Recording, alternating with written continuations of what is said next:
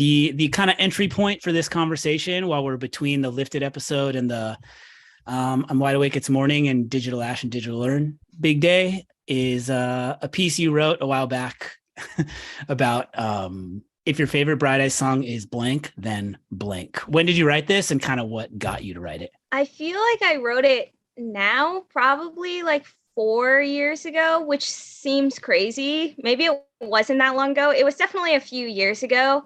I think I was just on Twitter and I was blogging for my own blog at the time and thought it would be a funny thing to do. I think I tweeted one or two things and people kept asking for other songs.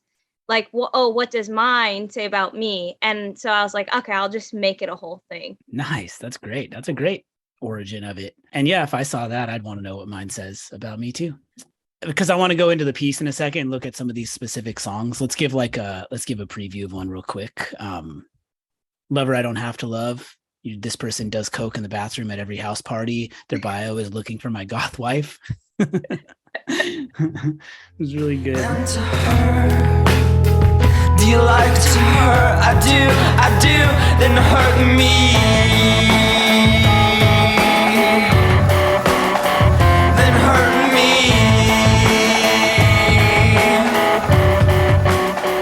So you and I follow you on Twitter, and you'll talk often about music, and I don't really know how to like explain this, but over time I was like, okay, this person, you talked a ton about Bright Eyes, and I obviously love Bright Eyes, so I'm doing this. But you've talked about like Kevin Devine, who's a musician I like. It's like pretty, the people who like him love him too, but it's not at the like level of popularity of Bright Eyes. But I think you could pretty easily imprint them over like singer, songwriter, emo, punk adjacent, all that. My brother's blood boils in my arms. It balls my fingers into fists. It bubbles, blisters, burns my palms. Floods with fury, fights and fits. It's got the good guy in me hiding, kicks my heart. But then you get into like Everclear and some of these, there's a sensibility that I don't even know exactly what I'm trying to say, but these are like all these artists, the lyrics matter a lot. There are hummable, catchy melodies. They're like, I guess basically you've talked often about bands that are bands I love. And I think there's some kind of sensibility that binds this kind of music together, and I'm not sure what it is. You got anything? I feel like, touching on what you said, the songs tell a story, and usually it's one that you can relate to in one way or another. And like, it's crazy to think that Bright Eyes even got that big for what they are. You know, I love them, but it's not something that's really that marketable. You know, I mean, it's kind of like for all the like distance he creates from emo music right after this, it probably has something to do with whatever emo thing was happening, regardless of whether you want to be associated or not. Like music that sounded like it was coming from a sad person thinking about girls and all of that was like, you can kind of catch you can kind of ride in on that same wave. I mean, not that that's fully the answer, because clearly like multiple of these bands coming out of a state in the middle of the country and stuff, but it is, yeah, in most scenarios, like feels a little unlikely. Yeah, it's really wordy. It's hard to pin down exactly what it is. I do think like with the lyrics you're talking about, like a lot of the music that was around then and a lot of just indie music in general, it's almost like write words that can't be. There's a lot of bands, like, not to knock MGMT, but like bands with that kind of sound to it that's sort of like, this song can mean anything. It's a sound, you know? And then you can go to the other side of it and go to like Modest Mouse and stuff like that. And like, they write some cool lyrics and interesting lyrics, but I don't think they really care if they make sense at all, you know? Yeah. And this feels different. These bands feel different than that. It's like, they feel like lyric forward. It's also interesting to me because something that I actually never noticed until maybe like half a year ago is I was hanging out with my boyfriend and his friend, and his friend had never really listened to Bright Eyes that much before. And he pointed out that none of the songs really have a chorus. And he was like, I really like that there's really no chorus. And I was like, I never even noticed that. Yeah. Like when I was listening to the song, I mean, some songs do. Some but, do, but it's right. Like I thought that, like I was listening to, I think I cut together two like Contrast and Compare and Nothing Gets Crossed Out are both like have this like shadowing melody thing that happens the whole time. And I was like, what's the chorus to Contrast and Compare? Like, let me find it. It's like, oh no, it's not there. There isn't. And the same thing I guess is true to like Let's Not Shit Ourselves. It's just three long big verses. Yeah. I hadn't noticed that either. I mean, I was able to tell enough that it wasn't like beholden to like verse, chorus, and verse structures, but like, yeah, it's kind of just like stanzas in a poem or something like that. Yeah. That's astute of your friend. Maybe you need like an outside person coming in and hearing it freshly to like to point out a thing like that. Yeah. All right. So we're gonna move over to the songs in just a second, but do you have a favorite Bright Eyes record? Okay, so I'm always split because I love Lifted. It has my favorite song, some of my favorite songs on it. But at the same time, the one that I actually listen to the most, which people are going to give me shit for probably. I don't know if I'm allowed to curse on here. Well, I guess we already said shit. Yeah, you are. But is I'm Wide Awake, It's Morning. That's like my comfort album. And I know that's basic for a Bright Eyes fan to be like, that's my favorite album, but I listen to that one over and over and over again all the time. But Lifted is like the lyrics on Lifted I attach to a lot more. I love that that's your answer and that you like have like the meta understanding of what that answer sounds like to other people, which is like makes you the perfect person to write this piece you wrote. Yeah. I was writing something that I'll probably post at some point, but like I found Lifted through like downloading songs. And so then the next one that came out were these other two. And I found my way toward like more electronic music, things like that. But like Digital Ash wasn't made for me just sonically. It took me longer to get to, but I'm Wide Awake, It's Morning was like, I absolutely loved that album. Like I like still do. There's certain songs that like you probably don't really need to hear again in your life, but I intend to, with that conversation about that record, make sure to like hold space for the like normies like you, normies like me. We will be seen on I'm Wide Awake, It's Morning. It's not going to be like you're cooler if you like Digital Ash and Digital Learn. Not happening here. Yeah, it's just easier to listen to versus Lifted. Like, I love that album, but it also is very heavy. Yeah. You know, I'm Wide Awake, It's Morning is heavy too, but sonically it's like, I don't know, it's much easier to listen to. The way I see it is like you have this like singularly talented person who is also a creative person who will explore a lot of directions and try things, who says like you reach this kind of like ascendant popularity after this record, like Lifted hits charts. And so it's like things kind of change after that. And it's almost just feels to me like I'm going to write you some just amazing, immaculate pop folk rock songs. And like, and it's just sort of like, he just does that. And like a few years later, like I'll talk about this more, but like a few years later, you get like Mumford and Sons and like Lumineers and stuff that is kind of like the like less good version of the thing he kind of does there, you know? Mm-hmm. I love that he did it. It feels very timeless. You can tell that the lyrics were written in a certain time, but it still, you know, relates to today. Yeah, it gestures toward a war that's happening but yeah, it doesn't lock you into 2005 when it came out. It does feel that way. All right, so now on to what your favorite Bright Eyes song says about you. I read this in multiple ways. It's funny to hear you explain the like origin story of the Twitter thing.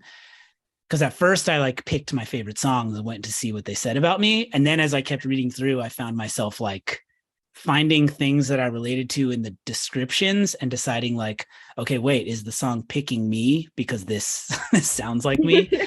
On a side note, I did a couple years ago too, when the Better Oblivion Community Centers stuff came out.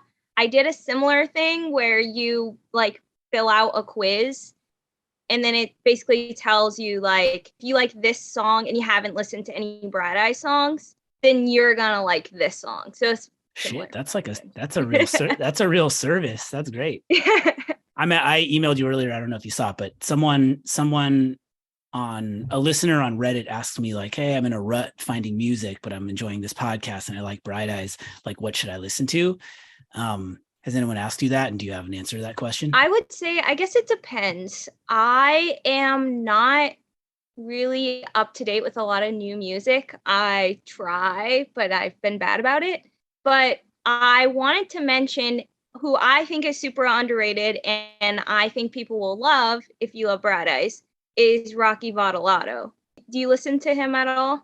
No, this is good for me because I had one song of his on a mix CD a long time ago that I like loved. There were like 4 songs I loved on this mix CD, and then the rest of it was bad. Like a friend made it for me.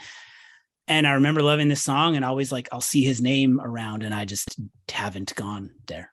Yeah, it's interesting because I had never really listened to him either. I went to a show with a friend who liked him and I liked the opener. And then after going to that show, I was like, every single time I listen to him, I'm like, how is he not like famous? Like, it's the same kind of singer-songwriter, folky vibe, but super underrated. And he just released a new song for the first time in like 5 or 6 years.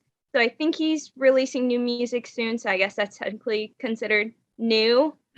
But I would recommend him. And then obviously, like you said, Kevin Devine. I love same like singer-songwriter, but more poppy. It's not. Yeah. And then the Weaker Thans, but they're older as well. But they're folky and great songwriting. That's good. And I think in an answer to that kind of question, it doesn't have to be new, you know. If it's new to the person, they're hearing something, not just putting on Lifted again, you know. I think all of those are amazing songwriters. And I also have a kind of embarrassing story that I wanted to share about Kevin Devine, because when I met him for the first time, I was wearing my Deport Conor Oberst shirt. And he was like, "Hey, I like your shirt." And obviously I got super excited because I love Kevin Devine and I love Conor Oberst. So I was like, oh, this is so cool. And then I was like, oh yeah, he's my favorite songwriter like of all time. And I was like, but you're number 2. Like, I love you too. And then I was like, I don't know why I said that. Like, I was so embarrassed. I was like, I could have just let that go. He wouldn't have cared. But you were honest and it just jumped out of you, but yeah. Well, good. That's also cool of him. That's also cool of him to like shout out that shirt. That's great. Yeah. So the way I see this, I'm looking at my favorite song. So, you know, it's like weird answering what your favorite song is. Like, I think Let's Not Shit Ourselves is my favorite song. It's just like sort of like, I got to pick my favorite song. That's my favorite song. Like, but it feels almost like it's like the song is so much that it's like cheating almost, you know. It's so funny that you say that, because I was thinking the same thing when you asked, when I was like, okay, what's my favorite Bright Eyes song? And I'm like, obviously it's Let's Not Shit Ourselves, but I have to have it. Like, I also have another favorite Bright Eyes song, but it's not my favorite, but I also love it just as much. Yeah, no, I think it's worthwhile. Like, if you think of it in a way, like a lot of people's favorites would be Let's Not Shit Ourselves just because of what it is, you know. But then if you're like, okay, well, what's my favorite? Like, if you do like some like data analysis thing, you would take the outlier and remove it from both directions of it, and then pick from something a little more in the collection of things. And that's what picking another one is. Yeah, I think I got to recheck the definitions, but I think I'm a classic Cars with a Landlocked blues rising, or however that works. It's funny because mine is, I don't relate to what I wrote about. This is what it says about you, but my favorite is Take It Easy, Love Nothing. But nice. I don't relate to what I wrote, but I think it still stands. All right, let's hear you by you that you no longer relate to. No. Active Tinder user, knows what they want in life, loves Tim Kasher. I mean, I am in a happy, loving relationship. So the Tinder part is wrong. What was the other part? Knows what they want in life. I feel like I kind of do. Not really. See, I don't relate to this, but I still would stand by it if someone was to argue with me. I would still say, no, I believe this is true. I definitely also agree with the classic Cars. It's definitely maybe in my top 5 to 10 songs, and I relate to what I wrote about it. So maybe it should be higher. The whole world that loves you if you're a chic chameleon. Intersecting circles, she could hang with anyone. Classic Cars. They're a good person, takes horoscopes too seriously, but will help you move, and loves their grandparents. It's adorable. It's wholesome. That's something to be. Yeah, Classic Cars to me, like, I'm really like, of all of them, I think one of the most interesting albums to talk about is going to be Casadega, because like it seems like it's like more beloved now than it was initially. I don't know that for sure, but like there's a type of song, there's a type of sort of like slow moving symphony type song that doesn't always grab me, that is like a recurring thing on that record. And Classic Cars is this just like punches in and goes and it's like, I think I just love that song, but I also love that song as like that moment on that specific record.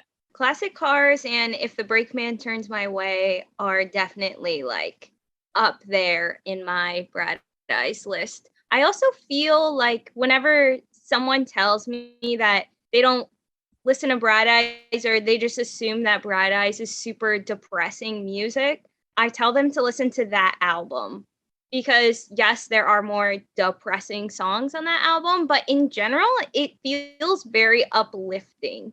I actually think it's not super depressing from like post Fevers and Mirrors on. Yeah, I was just going to say, yeah, compared to the rest of their discography, it is the least depressing. Yeah. But I mean, I think it goes to like, it's songwriting. So it's going to like, it's like songwriting with a lot of words and a dude going inward on a lot of stuff. Like, of course, so it's honest about the parts that are the struggles and the sadness and everything. But like so many of these songs that come up are like, even if things aren't perfect, they're like looking for beauty in things, looking for positivity in things, which I honestly didn't like. I can fall victim to whatever you just like project onto like the idea of Bright Eyes as like sad music. I think I probably said a lot of that in some of those first episodes. And like, it's now that I'm realizing how much of it's not that. And it's not just like Bowl of Oranges and First Day of My Life that's like happy sounding music. It's like you could find it elsewhere. Yeah, that's the thing too, is that there are a lot of songs that sound sad, but when you actually listen to the lyrics, you're like, oh, like this is actually a very uplifting song. I keep using uplifting, and you guys were talking about this with Lifted too, but yeah. You know, it's pertinent. But like it's like so absolutely true. But then, all right, nothing gets crossed out. Here we go. Depressed as hell. They reward themselves with little victories, eats a lot of bread, and wishes they could fall asleep at night. That's right. I stand by that one still. I think that one is correct. Nothing gets crossed out, and Laura Laurent, like some of that stuff on the back half of that record, it's just sad. Yeah. Loose Leaves, tell me about this. Hit me up. We are soulmates. I know you're. I think Loose Leaves is a highly underrated Bright Eyes song, and it's super poppy. And time's not poison, but once you drink it all, you'll die. So let's just sit there real slow. Yeah, we can nurse it all night. Try to believe that once it's gone, to pour another round will come back to life.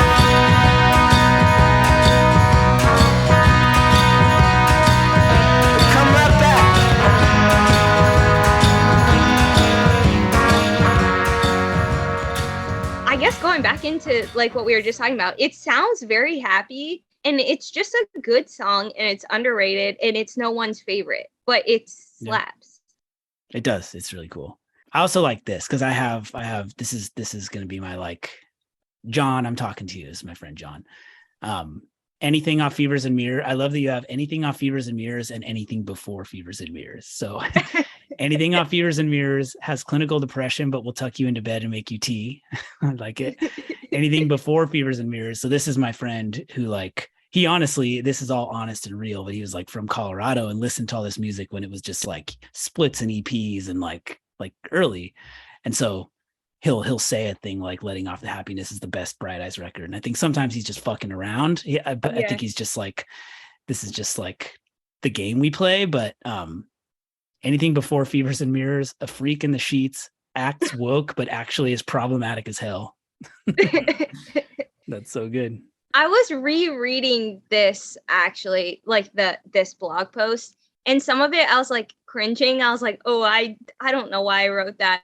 But then the ones that you're bringing up, I'm like, no, I still stand by that. Yeah, I pulled these. You know what you did the equivalent of releasing like your art when you're 16 years old and everyone just gets to have it forever. I think you need to make sure you don't, like, you can go in there and add new songs as they come out, but I think you need to let these ride. Yeah, I think I was looking on there for Road to Joy because that's one of my favorite Bright Eyes songs as well, and it's not even on there, which I was surprised. Like, there's not a lot of songs on there. I'm like, I definitely got to add to this. You skimmed too fast. It's on there. Oh, it is on there? What does it say? Road to Joy. Parents are divorced, and because of it, they are cynical about love. Drinks coffee late at night, likes plants. Okay. Okay. Nice. Okay, so here's a question, kind of zooming out on things. We just finished Lifted. I think we're pretty much kind of at the halfway point as far as like proper Bright Eyes records. If you could only have one or the other, like backwards, go back in time and have those records, or go forward in time and have those records. Lifted in before and then I'm Wide Awake It's Morning and after? Exactly. Or Lifted in after? No, Lifted is on the front end of one, and then I'm Wide Awake and Digital Asher on the other end. Oh my gosh, that's so hard because I love Lifted so much. And yeah, that's a question I thought of like 2 minutes before we started, and it's a hard question. I honestly, my first reaction in this, I feel like people are not going to agree with me, but I would say I'm Wide Awake and Forward, just because Lifted is really hard for me to give up, but I was never really a Fevers and Mirrors person because I got into Bright Eyes later. And I think that's why. I think a lot of that is like nostalgia factor. And I don't have that as much. Yeah, I was a sad 19-year-old thinking about someone while I listened to this record, and therefore it's permanently like in me. And I mean, and that gives you anything in the future that comes out. Yeah, that's true. Hey, look at that. Yeah. So I feel like there's so many more albums too that I can enjoy. Let's hope. Well, cool. This was a lot of fun. I was like excited to do a kind of like midpoint check-in conversation like this. And I feel like this thing you wrote, which I loved hearing about how you got to writing it. I'm going to read a couple more random ones. Ladder song. You're really into jazz, always getting your heart broken. Buy them a drink next time you see them. Shell Games. Mature for their age, steering wheel drummer, stereotypical indie bro, but an overall good person. I feel like I relate to a lot of these in different ways, but that's like every Bright Eye song. I mean, in reality, if we want to go deep, these are all you, right? These are all actually just you. Yeah, basically. It's just like, oh yeah, these are the parts of the song. Like I listened to the song and was like, oh, these are the parts of the song that stand out to me. So you are like this if you like this song. Yeah, exactly. Well, I mean, there's all these characters in Bright Eyes songs, and really those are all just him, right? Those are all just thoughts and feelings of the guy.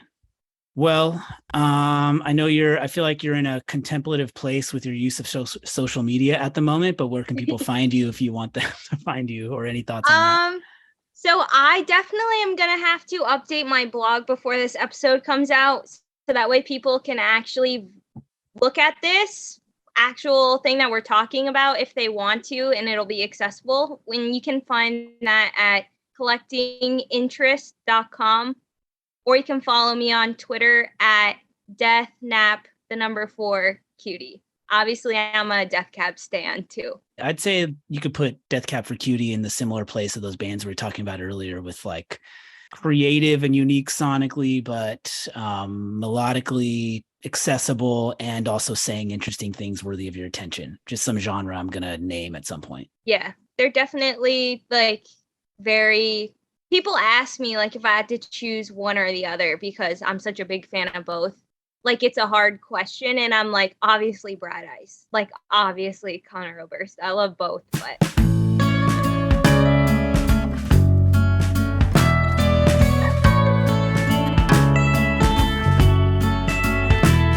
If you hate the taste of wine, why do you drink it till you're blind? And if you swear that there's no truth, and who cares? How come you say it like you're right? Why are you scared when I was like, to dream? oh yeah, I'm wide awake, it's morning, like I want to say that's my favorite album, but I know that people are gonna get crazy if I say that, like, oh, she's not a real fan, blah blah blah. Like it sucks, but I mean, like, people are passionate about something, I can't blame them. No, You know? no, you can't and shouldn't blame them. And it's like good to love a thing, but also, you know, the I'm Wide Awake It's Morning is a beautiful record. It's good to love that too. And it's good to be like not caught up in some like not caught up in some like how you're perceived more than just what you Yeah. like the thing, you know? It's one of those things too that so many people love it so much that it's kind of like you feel like you have to prove yourself, like I am a real fan. Like I don't know how to explain it, but I definitely feel that a lot. No, I mean it's like it plagues all indie music circles, but when you get like stuff like this has its like real devout fandom, and it's going to be like kind of extra intense. And it's funny to think about too, because like when I actually go down to the core, I'm like, why do I want people to know that I am the number one fan of this band that's like not that cool? Like it's like not a cool thing to like. Who cares? I've been actually talking to my friend Ryan about like the idea of cool like music, like what is cool or not cool, and like Elvis Costello is cool. It's like you can't debate that. But then like, and as I'm thinking about it, I'm like, is Jackson Brown, who I did the first series? Yeah, I think he's kind of cool. I don't know. Is Bright Eyes cool? I don't like. Yeah. My last guess was like getting into it privately on an iPad Nano while she had mono, and like, Yeah. I don't know. I don't know. And I was like an embarrassing 19-year-old when I liked it. Like, I think it somehow manages to be like different and unique and experimental and like original, and there is something cool about it, but I don't know if it is cool. You know? Yeah. It's cool in the way that like this is going to be like a stereotypical like whatever, but it's Bright Eyes is cool in the way that like the hot filmmaker likes Elliott Smith and he smokes cigarettes and he's cool. Like that's how Bright Eyes is cool, I feel like. Yeah, I could see that. Yeah, and that is a different thing than like if you go back to this exact time, like the bands that were coming out were like the Strokes and the Hives and Interpol, and those were cool. They were like your idea of dudes from New York who are cool, you know. Mm-hmm. That wasn't this. Yeah. All right, Emily, thank you. This was super fun. Thank you for having me.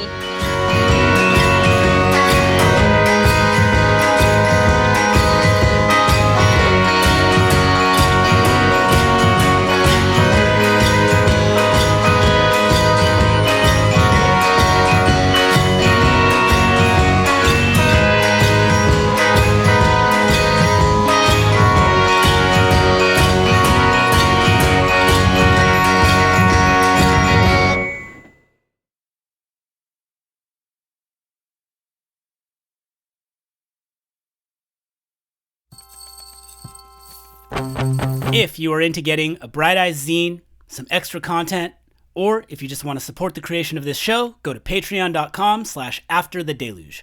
It's just $1 $5 tier, super simple, easy. Thank you for the support.